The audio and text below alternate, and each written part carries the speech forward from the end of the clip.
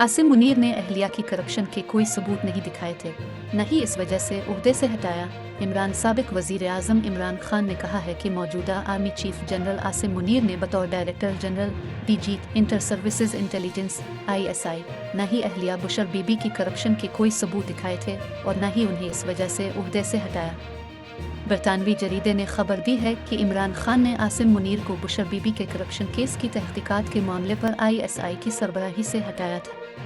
अखबार के मुताबिक आसिम मुनीर ने इमरान खान को उनकी अहलिया और उनके हल्का अहबाब के खिलाफ करप्शन के इल्ज़ामात की तहकीकात का कहा था।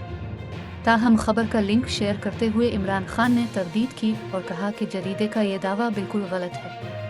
उन्होंने कहा कि जनरल आसिम ने मुझे मेरी अहलिया की करप्शन के कोई शवाहिद दिखाए, न ही मैंने उन्हें इस बुनियाद पर मुस्ताफ़ी होने पर मजबूर किया।